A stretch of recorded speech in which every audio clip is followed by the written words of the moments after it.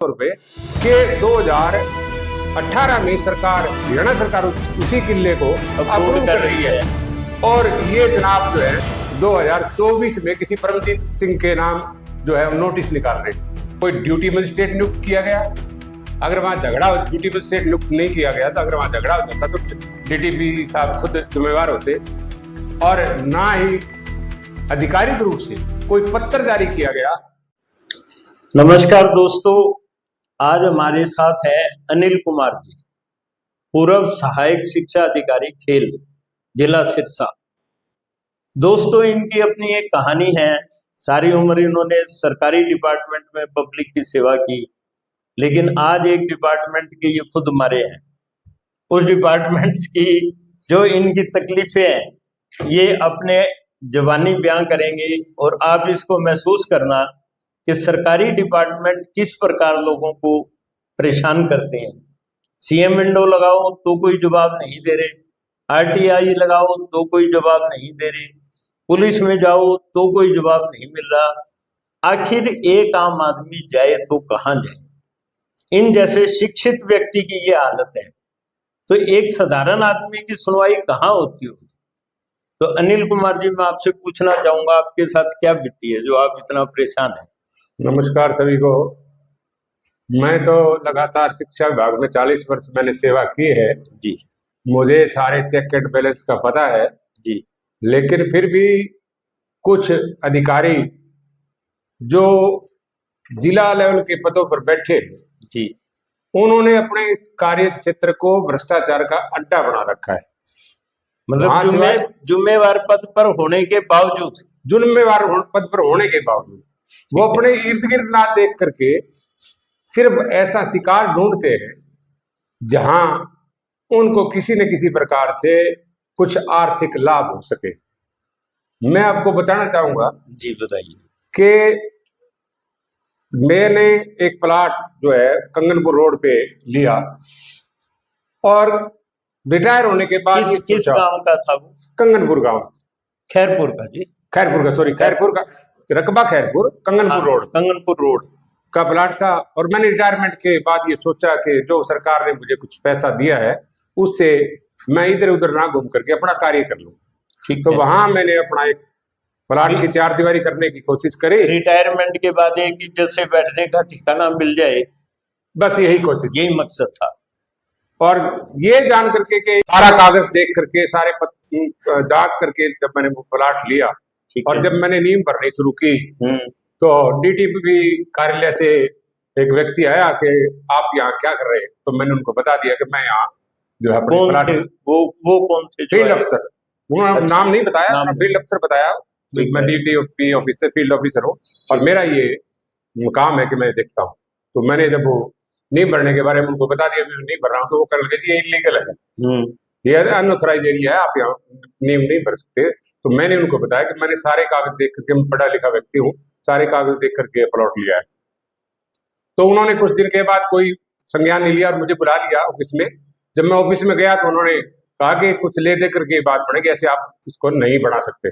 मतलब आपने अभी नींव भरनी शुरू करी, उससे पहले नींव कुछ भरी जा चुकी थी, काम शुरू हो गया था, काम शुरू हो गया था। तो इस बीच में आपको दफ्तर बुलाया गया, अभी हमारी कुछ सेवा पानी करोगे तो ये बना पाओगे, नहीं तो आपको नहीं बनाना, नहीं तो नहीं बनाने देंगे।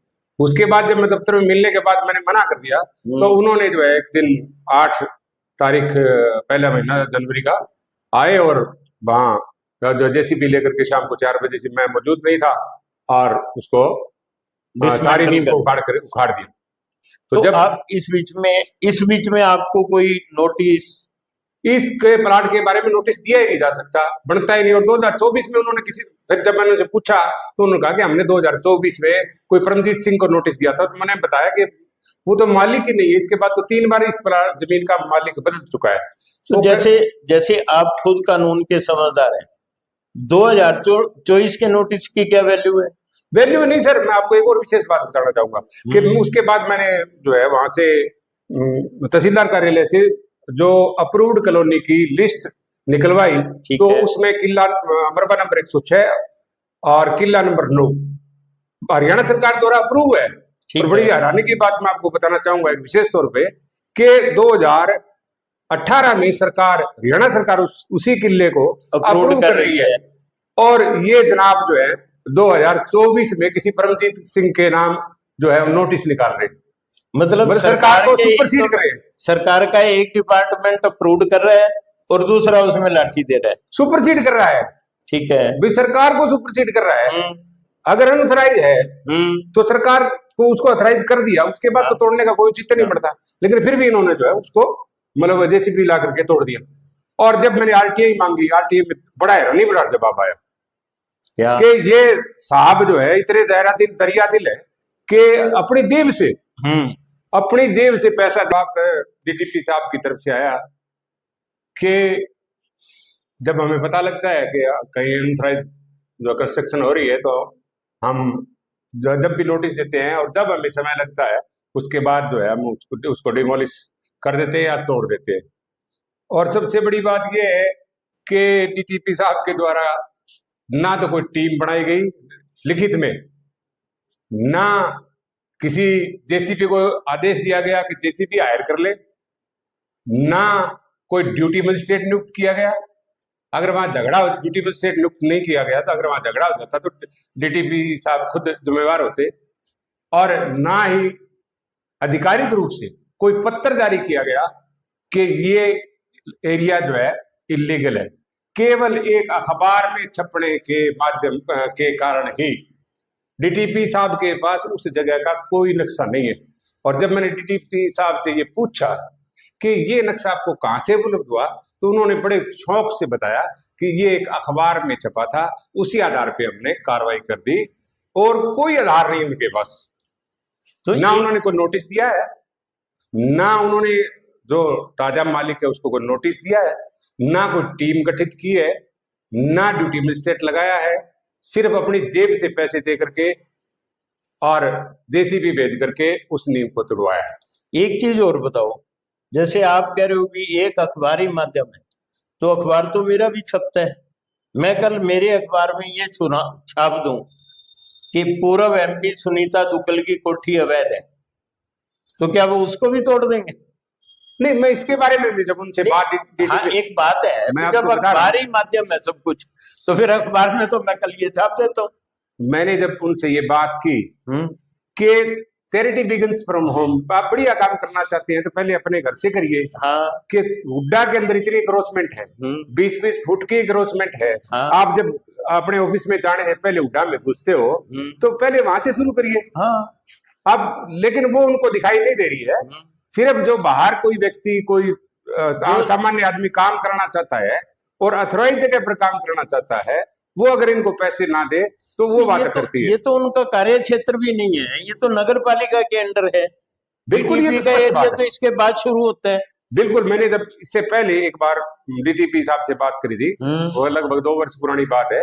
तो जब मैंने उनसे बात की थी तो मैंने एक एनओसी मांगी थी मेरे प्लॉट की, जो कि हाउसिंग बोर्ड के सामने बना रोड पे है, उसकी एनओसी मांगी थी। तो तब इन्होंने बिल्कुल स्पष्ट रूप से मुझे ये बात कही थी कि हमारा कार्य क्षेत्र जो है नगर पालिका क्षेत्र से बाहर है, नगर पालिका के अंदर हमारा कोई दखल नहीं है। जब ये जगह है, ये तो नगर पालिका के क्षेत्र में आती है। बिल्कुल, ये नगर पालिका के क्षेत्र में। फिर इनका क्या मैं आपको लिस्ट दिखाना चाहूंगा। अब मैं विशेष तौर से बात करना चाहूंगा कि डीटीपी साहब को जब मैंने ये नगर परिषद की अप्रूव्ड लिस्ट दिखाई, जिसमें स्पष्ट रूप से जो मुरबा नंबर 106 और किला नंबर 9 अप्रूव्ड है, जो कि 2018 की लिस्ट है, इसको डीटीपी साहब ने मानने से इनकार कर दिया कि मेरे पास जो सैटेलाइट का जो मानचित्र है उसमें सिर्फ 600 गज जो है अप्रूव्ड है। पहली बात तो ये होगी कि ये अप्रूव्ड है। नहीं, अब एक सवाल और उठता है, 600 गज अप्रूव्ड है, ये मानते हो? हम मानते हैं। तो हो सकता है आपकी जगह 600 गज में आती हो। वो उसको नहीं मान रहे जी, वो तो क्या जो मैं कह रहा हूं। नहीं, तो ये उन्होंने कैसे डिसाइड किया भी ये उस 600 गज में है या उससे बाहर है? इसकी दूसरी पक्ष और दिखा देता हूं कि उसी किले में से किला नंबर 106 और मुरबा नंबर 106 और किला नंबर 9, उसी में मेरी घरवाली के नाम की रजिस्ट्री है। और उससे बीच में मेरी 44 फुट जगह है, उससे नेक्स्ट भी आगे 11 फुट की एक और मेरे साथी के पास जगह है, उसके पास भी रिश्ती है। अब डीटीपी साहब ये निर्धारित कर दें कि कौन सी 600 गज अप्रूव्ड में आती है और कौन सी नहीं नहीं आती है, और किस आधार पे तोड़ी। और उस किले में लगभग 4 रिश्तियां हैं, जिसमें 16.5 फुट, जिसमें 11 फुट, और इसके बाद फिर 33 फुट की जगह छोड़ करके आगे फिर 11 फुट, जिसमें तहसीलदार साहब ने रजिस्ट्री की है, उपायुक्त महोदय के आदेश से ये रजिस्ट्रियां होती हैं। हाँ जी, हाँ जी। तो फिर ये डीटीपी साहब क्या उपायुक्त महोदय से भी बड़े, मुझे मतलब तो समझ नहीं आई। और एक और है, आप जाके जांच कर लो, आपको अनेक एनओसी ऐसी मिल जाएंगी जो नगर पालिका की है, वो भी एनओसी इशू कर रहे हैं, जिसमें इनका कोई रोल नहीं, इनकी कोई अथॉरिटी नहीं, पैसा दूर काम कराओ। ऐसा ही है क्या? बिल्कुल, ये तो बार बार बात होती है, और हम बार बार, मतलब जब मैं आरटीआई का जवाब भी लेने के लिए गया, तब भी ये बात हुई कि ये तो हम निर्धारित करते हैं कि कौन सा एरिया अप्रूव है, कौन सा अनअप्रूव है, सरकार निर्धारित नहीं करती है। मैं तो माननीय मुख्यमंत्री महोदय से भी ये भी निवेदन करूंगा कि एक अलग इन अधिकारी महोदय को जो है थोड़ा सा संज्ञान दिलाएं कि सरकार बड़ी चीज होती है, अधिकारी छोटी चीज होती है। सरकार का डिसीजन है कि ये किला अप्रूव है, तो उसको इनको मान लेना, उसको चैलेंज नहीं करना, चैलेंज नहीं करना, सरकार को चैलेंज ये सरकार के अधिकारी ना करें। सरकार सरकारी नीचा है, सरकार को चलाने वाले तो अधिकारी हो सकते हैं, पर सरकार से ऊपर तो अधिकारी। कहना चाहूंगा कि सरकार का जो नियम है कि जो बड़ा अधिकारी लेटर जारी कर देता है, यानी हरियाणा सरकार का राजस्व विभाग जो पत्र जारी कर देता है, उसके बाद नीचे किसी भी अधिकारी का द्वारा जारी पत्र जो है वो ऑटोमेटिक निरस्त हो जाता है, लागू नहीं होता है वो आदेश। तो लेकिन हमारे डीटीपी महोदय जो है वो सरकार को सुपरसीड करके उस लेटर को चैलेंज कर रहे हैं। तो आपने खर्चा पानी दे देना था, क्यों इतनी परेशानी में पड़े? वो तो ऐसा है, गोयल साहब के बहुत 40 साल की नौकरी के बाद जो है वो थोड़ा बहुत पैसा इतनी सी पूंजी मिली है जिससे आप एक अपना काम चला करने की इच्छा थी, जिंदगी जी लें। लेकिन ये सरकार में जो भ्रष्ट अधिकारी हैं, जाजड़िया साहब, ये करने नहीं दे रहे। धन्यवाद। दोस्तों, आपने सुना कि सरकारी अधिकारी किस प्रकार जनता को परेशान करते हैं। एक आदमी रिटायरमेंट के बाद, जिसने 40 साल सरकार की और जनता की सेवा की हो, वो रिटायरमेंट के बाद अपनी इज्जत की जिंदगी अपने उन पैसों से जो सरकार ने दी जीना चाहता है, लेकिन उसको वो भी नहीं जीने दे रही। चलो, हम डीटीपी साहब से पूछेंगे वो इस मैटर पे क्या कहेंगे, अगर कोई जवाब मिला तो उसको भी ऐड करें। धन्यवाद। अगर आपके साथ भी इस तरह की कोई वारदात डीटीपी ऑफिस द्वारा की गई है तो आप निसंकोच आइए, प्लेटफॉर्म हम देंगे, आप अपनी बात को, अपनी आवाज को ताकत दीजिए। नेकी न्यूज आपका साथ देने के लिए तैयार है।